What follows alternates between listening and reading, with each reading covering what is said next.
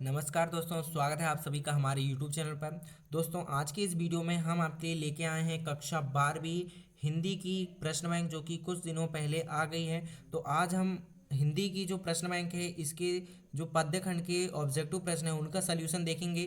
तो दोस्तों, वीडियो को अपने दोस्तों को शेयर कर दीजिए, जिससे कि वो भी अपने क्वेश्चनों के जो आंसर है वो लिख सकें, टिक कर सकें और अपने एग्जाम में उनकी तैयारी कर कर जा सकें। तो दोस्तों, वीडियो को शेयर कीजिए, ज़्यादा से ज़्यादा लाइक कीजिए, कमेंट में बताइए कि आपको और किस किस विषय में वीडियो चाहिए, और चैनल को सब्सक्राइब कर लीजिए, जिससे कि आपको सारे वीडियोस मिल सकें जल्द से जल्द और एग्ज़ाम की तैयारी आप बहुत ही अच्छे से कर सकें। तो दोस्तों, इस वीडियो में हम आपको कक्षा 12वीं पद्य खंड की जो सल्यूशन है वो बताने वाले हैं। तो पद्य खंड के हम आज देखेंगे सभी ऑब्जेक्टिव प्रश्नों के हल।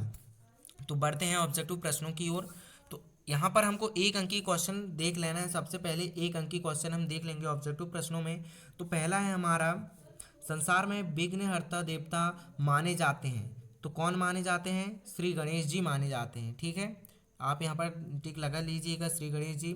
सेकंड है, पुराण पुराण और पुरुष पुराण है, तो श्री राम जी हैं। ठीक है, आगे है, मैया का वही बढ़ेगी चोटी वाक्य कहा है, तो ये किसने कहा है? श्री कृष्ण जी ने कहा है। आगे है, विश्वास में विष घोलने का काम किया था, किसने किया था? सुजान ने किया था। तो आप इस प्रकार टिक लगाते चलिए और बढ़ते हैं आगे।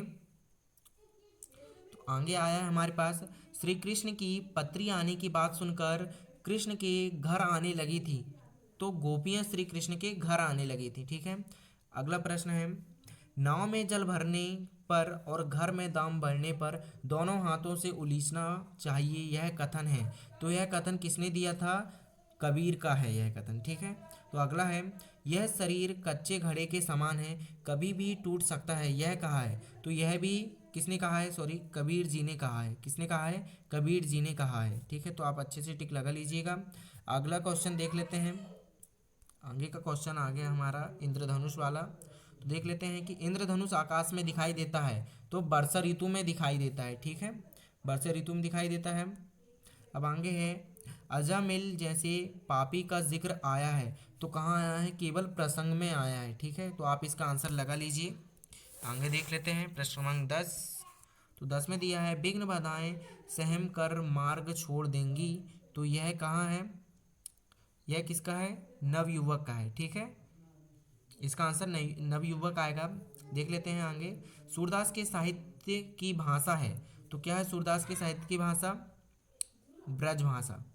ठीक, आगे देख लेते हैं, मैथिली शरण गुप्त ने काव्य रचना की है, तो मैथिली शरण गुप्त ने काव्य रचना खली बोली में की है। ठीक है, तो आप इसका आंसर लगा लीजिएगा। कबीर की भाषा को कहा जाता है, कबीर की जो भाषा उसको शुद्ध कुकड़ी सधु कुकड़ी कहा जाता है, चूँकि यहाँ पर तीसरा नंबर दिया है। ठीक है, आप इस प्रकार आंसर लिख सकते हो। तो प्रश्न क्रमांक 14 यहाँ पर दिया है ऑब्जेक्टिव प्रश्नों में, सांझ सकारे भारत माता की आरती कौन करता है? तो सांझ सकारे भारत माता की जो आरती है वो चांद और सूरज करते हैं। 15 दिया है हमको, सामाजिक यथार्थता का चित्रण मिलता है, तो ये कहाँ मिलता है दोस्तों? प्रगतिवाद में। कहाँ मिलता है? प्रगतिवाद में, सेकंड नंबर में। ठीक है दोस्तों, यदि आपको ऊपर जो क्वेश्चन समझ में नहीं आए होंगे उनके, तो आप यहाँ पर से इन क्वेश्चनों का जो आंसर है इसका स्क्रीनशॉट लेके फिर से अपने जो क्वेश्चन है उनको रिपीट करके यहाँ पर लिख सकते हो। ठीक है दोस्तों, तो जो आगे हैं और देख लेते हैं। तो हमको यहाँ पर रिक्त स्थान यहाँ पर दिया गया है, तो रिक्त स्थानों की पूर्ति हम यहाँ पर से कर लेते हैं। तो पहला क्या दिया है? बिहारी की प्रसिद्ध रचना खालिस्तान है, तो बिहारी की प्रसिद्ध रचना क्या है बताइए? सतसई। क्या है? सतसई यहाँ पर दिया है। ठीक, तो क्या आ जाएगा? यहाँ पर हम सतसई लगा देंगे। ठीक, आगे का प्रश्न देखते हैं, तुलसीदास द्वारा रचित कवितावली खालिस्तान परंपरा की उत्कृष्ट रचना है, तो ये मुक्तक काव्य की उत्कृष्ट रचना है। ठीक है, तो मुक्तक काव्य यहाँ पर लगा लीजिए आप। तो थर्ड दिया है, रामचंद्रिका के रचिता खालिस्तान है, तो रामचंद्रिका के जो लेखक हैं वो केशव दास जी हैं। अगला है, खालिस्तान वात्सल्य के कुशल चितेरे हैं, तो सूरदास जी हैं। ठीक, सूरदास जी यहाँ पर आप लगा लीजिए। प्रश्न नंबर 5 है, मथुरा से योग सिखाने खालिस्तान गए थे, कौन गए थे? उद्धव गए थे। ठीक है, अगला है, खालिस्तान को सबसे पहले पूजा जाता है, तो श्री गणेश जी को सबसे पहले यहाँ पर पूजा जाता है। आगे देख लेते हैं, बलदाऊ को खालिस्तान चिढ़ा चिढ़ा कर परेशान करते हैं। तो श्री कृष्ण चिढ़ा चिढ़ा कर परेशान करते हैं बलदाऊ को, ठीक है। खालिस्तान, सॉरी, जो आठवां है, कबीर ने खालिस्तान की संगति करने को कहा है। तो कबीर ने साधु की संगति करने को कहा है। तो ये सभी क्वेश्चन थे हमारे जो खालिस्तान है उन सभी के आंसर थे। यदि आपको ऊपर यदि आपने टिक नहीं लगाए होंगे तो इनके जो आंसर है वो कुछ इस प्रकार से यहाँ पर हमने सीरीज बनाई हुई हैं, तो आप यहाँ पर से इनकी स्क्रीनशॉट भी लेके रख सकते हो, ठीक है दोस्तों यदि आपने अभी तक वीडियो को लाइक नहीं किए हैं तो प्लीज़ वीडियो को लाइक करें और ज़्यादा से ज़्यादा अपने दोस्तों को शेयर करें, जिससे कि वो भी अपने एग्ज़ाम की तैयारी कर सकें, और चैनल को सब्सक्राइब कर लें जिससे कि आपको और भी वीडियोस की नोटिफिकेशन मिलती रहे जल्द से जल्द, जिससे कि आप अपने एग्ज़ाम की तैयारी जल्दी से जल्दी कर सकें। तो बढ़ते हैं अगले प्रश्न की ओर। तो अगला जो प्रश्न है हमारा प्रश्न क्रमांक 3 है। सत्य असत्य हमको यहाँ पर दिया है, तो हमको बताना है कि कौन सा सत्य है और कौन सा असत्य है। तो देख लेते हैं हम। पहला दिया है हमको, श्री राम पूर्ण ब्रह्म पुरुषोत्तम है, तो ये बिल्कुल सत्य है। दूसरा दिया है, सूरदास बात्सल्य का कोना कोना झांक आए हैं, ये भी सत्य है। तीसरा, प्रेम का मार्ग अत्यंत सीधा और सरल है, ये भी सत्य है। चौथा है, गोपियों के मन में बलदाव बसते हैं, ये असत्य है, श्री कृष्ण जी बसते हैं। पांचवा दिया है, घर में दाम बढ़े तो उसे सुरक्षित रखना चाहिए, ये भी असत्य है। छठवा, केवट ने नाव पर बैठने से ही मना करके राम का अपमान कर दिया, ये भी असत्य है। आगे देख लेते हैं प्रश्न क्रमांक 7। फूल और मालिन दोनों ही संसार में मधु वर्षा कराते हैं, तो ये बिल्कुल सत्य है। अगला देख लेते हैं, सूर का उद्धव प्रसंग शांतिपूर्ण रचना है, ये बिल्कुल असत्य है। प्रश्न क्रमांक 9, कबीर प्रेम श्रयी शाखा के कवि हैं, ये भी असत्य है। और 10वां दिया है हमको, केशव दास भक्ति काल के प्रमुख कवि हैं, तो ये भी असत्य है। तो दोस्तों यहाँ पर हमको कौन कौन से सत्य मिले हैं तो हम आपको बता देते हैं कि यहाँ पर पहला, दूसरा, तीसरा और 7वां हमको यहाँ पर सत्य मिले हैं, बाकी सब असत्य हैं। तो आप अपनी कॉपी पर टिक कर लीजिए और इनकी तैयारी कर लीजिए, ठीक है। और यदि आपको ज़्यादा अच्छे से क्वेश्चन आंसर के हल चाहिए तो यहाँ पर हमने लास्ट में ये सीरीज बनाई हुई है, आप यहाँ पर से इसकी स्क्रीनशॉट लेके रख सकते हो, ठीक है। बढ़ते हैं आगे प्रश्न की ओर। तो आगे यहाँ पर जो सही जोड़ी है इसका सल्यूशन हम आपको कुल कितनी सही जोड़ी दी गई हैं वो देख लेते हैं। 1 से लेके यहाँ पर 8 है, और देखते हैं नीचे नीचे यहाँ पर 16 तक दी गई हैं। तो अब इनका हमको उत्तर देख लेना है, ठीक है। तो उत्तर हमने यहाँ पर नीचे बनाए हुए हैं सही जोड़ी का, तो आपको यहाँ पर नीचे आ जाना है, ठीक है। तो चलते हैं, देखते हैं क्या किसका उत्तर है। सबसे पहले, सभी विपत्तियों को हरते हैं, तो श्री गणेश जी हरते हैं। कौन हरते हैं? श्री गणेश जी। कृष्ण को कितनी बार ही जो खिंचाया होगा, तो बलदाव ने खिंचाया होगा।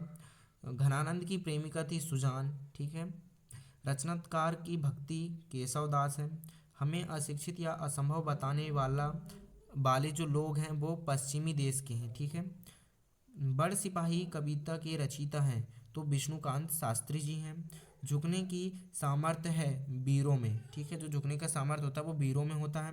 और मंगल वर्षा भवानी प्रसाद जी का है, ठीक। आगे देखते हैं, भवानी प्रसाद मिश्र जी का है। मंगल वर्षा भवानी प्रसाद मिश्र का हो गया। कठिन काव्य का प्रेत क्या है? केशव दास जी हैं। 10वां है, भवानी प्रसाद मिश्र सतपुड़ा के घने जंगल, इनकी जो रचना है वो है। और तुलसीदास जी संत कबीर हैं। बात्सल्य के चतेरे सूरदास जी हैं। काव्य में सर्वाधिक छंदों का प्रयोग सगुण। और रीति मुक्त काव्य कवि के जो धारा के जो कवि हैं वो घनानंद है, ठीक है। आगे बढ़ते हैं, तो आगे हमको बौद्धिकता की प्रधानता है, तो बौद्धिकता की जो प्रधानता है वो प्रयोग बाद में है। हिंदी साहित्य का प्रवेश द्वार है, तो भारतीय जो युग है वो हिंदी साहित्य का प्रवेश द्वार है। तो यहाँ पर हमने जो सही जोड़ी है उनके सभी जो उत्तर हैं वो एकदम सही से ही टिक कर लिए हैं, तो आप भी अपनी कॉपी पर टिक कर लीजिए। और बढ़ते हैं अगले ऑब्जेक्टिव प्रश्न की ओर। तो आगे हमको एक शब्द में उत्तर पूछा गया है, तो एक शब्द में उत्तर हमको यहाँ पर लिखना है। तो एक शब्द में उत्तर, सबसे पहला जो प्रश्न है वो देख लेते हैं क्या दिया हमको, यहाँ पर देख लेते हैं। तो प्रश्न 1 में क्या दिया है, इस देह का गर्व क्यों नहीं करना चाहिए? इसका आंसर है क्योंकि यह शरीर मृत्यु के बाद मिट्टी में मिल जाता है, इसलिए हमको इसका गर्व नहीं करना चाहिए, ठीक है। तो ये पहला आंसर हो गया। सेकंड है, गजमुख का मुख्य कौन देखता है? तो गजमुख का मुख्य दमुक या फिर रावण देखता है, ये इसका आंसर हो जाएगा। ठीक है, तीसरा है प्रश्न तीसरा, सूरदास के इष्ट देव कौन है? तो सूरदास के इष्ट देव श्री कृष्ण जी हैं। प्रश्न क्रमांक चौथा, घनानंद के अनुसार स्नेह का मार्ग कैसा है? इसका आंसर देख लेते हैं। घनानंद के अनुसार स्नेह का मार्ग बहुत सरल है, अति सुधो स्नेह को मर्गा। ये इसका जो जो पंक्ति है वो यहाँ पर दिया गया है, अति सुधो स्नेह को मर्गा, ये इसका आंसर हो जाएगा। अगला प्रश्न है, आदर देखकर कोय को कब बुलाते हैं? तो आश्रद्ध के समय यहाँ पर कोय को बुलाया जाता है। प्रश्न क्रमांक 6 है, विश्व किसके सामने झुकता है? तो विश्व वीर की शक्ति के सामने यहाँ पर झुकता है। ठीक है, अगला प्रश्न देख लेते हैं। प्रश्न क्रमांक 7 जो हमारा एक वाक्य में उत्तर है, तो भारत माता की जय बोल दो कविता में किसका वर्णन किया गया है? तो इसका उत्तर है भारत की सांस्कृतिक चेतना तथा प्राकृतिक सुषमा का वर्णन यहाँ पर किया गया है। ठीक है, अगला प्रश्न है, विश्व में विष घोलने का काम किसने किया है? तो विश्व में विष घोलने का काम है तो ये सुजान ने किया था। ठीक है, अगला क्वेश्चन है, बिहारी किस काल के कवि हैं? तो बिहारी जी रीति काल के कवि हैं, आपको ध्यान रखना है। ठीक है, तो ये क्वेश्चन थे आपके जो एक वाक्य में उत्तर थे वो। और देख लेते हैं और आगे हमको यहाँ पर दिए गए हैं। तो मैथिली शरण गुप्त ने किस भाषा में काव्य रचना की है? तो मैथिली शरण गुप्त ने खड़ी भाषा में काव्य रचना की है। प्रश्न क्रमांक 11, किस कवि की उलटवासियाँ प्रसिद्ध हैं? तो कबीरदास की। ठीक है, अगला प्रश्न है, गद्य और पद्य का मिश्रित रूप किस काव्य में मिलता है? तो चंपू काव्य में गद्य और पद्य का मिश्रित स्वरूप मिलता है।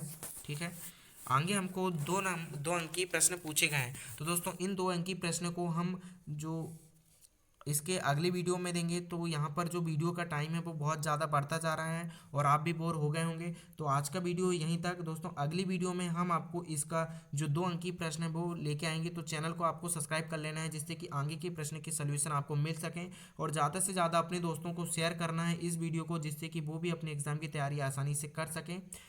Thanks for watching. जय हिंद, जय भारत।